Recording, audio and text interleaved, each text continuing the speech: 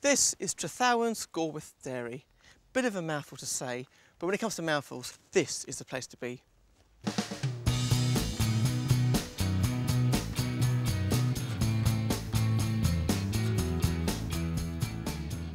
Trethowan is not a name you would normally associate with a Welsh cheese, let alone an award-winning one. The Trethowan family have Cornish roots, but the Trethowan Gorwydd Caerphilly is a Welsh cheese made and matured for 3 months on a 150-acre farm.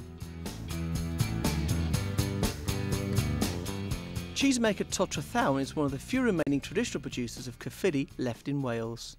So why Wales and why Caerphilly? Dad's side of the family is Welsh, and he was been living here, on the farm. So it's an obvious place to start making the cheese, on your own family farm. Todd's parents were more than happy to encourage their 2 sons into the cheese-making business. But as always with brothers, there's a touch of sibling rivalry. I know you all work together. Your brother, who's the boss? I'm not sure. It started off as Todd, because he started the business, but I think now maybe the balance is swinging in my favour. I noticed that you're getting ready to do all this and he's not. Maybe he's the boss. Anyway, back to cheese making. And how much milk's in this vat? 1,500 litres. Yeah, it's not like 700 pints, isn't it? Don't know. Yeah, old school. Yeah. What's happening here then? Well, we're adding the starter culture, which is like a yoghurt, and it will make the milk more acidic. And acidity is a really important part of cheese making, and you don't move on to the next stage until you've got the right acidity. Why are you straining it? We're just straining out the bits, so they won't come through in the cheese. A lot of companies that I see these days, there's a shoot in one end, a shoot the other end, it all comes in, it's not even touched by human hand, and it goes out the door. And it's so nice to come and see guys like you still doing it properly. The next stage is to add rennet. So now what is rennet and why do you add it? Traditionally, rennet solidifies milk in the calf's stomach. So that milk, from the mother just doesn't go straight through the cow so that it can digest it. Is that why? I didn't know that. And we're using a vegetarian rennet. It will congeal all the milk in the vat and turn the milk from a liquid into a really fragile solid. In the short space of just 1 hour, the mixture has completely changed. Right, we've had to cut lunch a bit short here because this whole vat is set, and Mor's going to show us now quickly how you can tell. Look at that. And the whole vat is like this. OK, folks, carry on. Morgan cuts the curd into long bean-shaped pieces. It's very fragile, so he has to be very careful that he doesn't mash it up, or it will affect the ultimate texture of the cheese.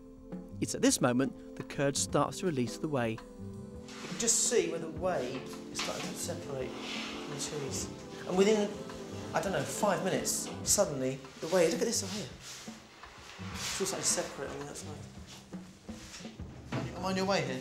No, that's right. Wait. The cheese is slowly heated and carefully stirred by hand, which encourages the whey to be released.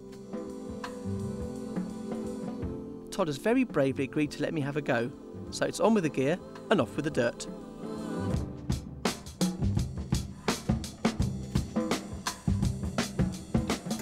Hygiene is really important, isn't it, here? Yeah, you've got to wash up like this loads of times a day. You want to get right up to the tops of your arms as well there. Yeah, tons of it. This is a bit like preparing for an operation. Shall we have a quick look? Can I put my hand in just have a look? Yeah, definitely. First have a... Oh, it is warm, isn't it? Is that right? Yeah, I'd go a little bit faster, so it doesn't start clogging up over there. Yeah.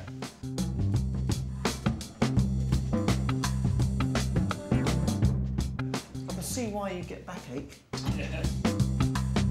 It sort of feels really lovely. It's like almost like chocolate mange. And it smells delicious. It smells creamy, buttery, and I have to say, it's a really pleasant job. Once the whey is fully drained, salt is mixed through and the curd is put into muslin-lined moulds, ready for pressing. It's great to see such a hands-on process still in use today. Todd is obviously a dedicated cheesemaker, but just who has proved to be his biggest inspiration? The owner of Neal's Yard Dairy, Randolph Hodgson, who started the Specialist Cheesemakers Association, got me on the right track and helps a lot of other budding cheesemakers. He's been a great help. All that's left now is for Todd to store the cheese for at least 3 months to allow it to mature, and then it's ready. So, this is the moment of truth. Nearly 3 months old. What are we looking for? How do you say it's ripe? The top has started to wrinkle, and we call that the brains, you know, because it does look a bit like a brain. It does actually, yeah. And also it's getting started a bit of a lip, which we call the pie crust. And also, as they get older, they start to bow out a bit. And we call that the elephant's foot, because they do tend to look a bit like elephant's feet. That's your terminology. Yeah, right, these are all homegrown. Time for the best bit, the tasting.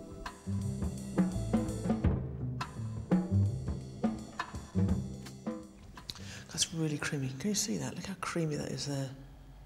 And crumbly.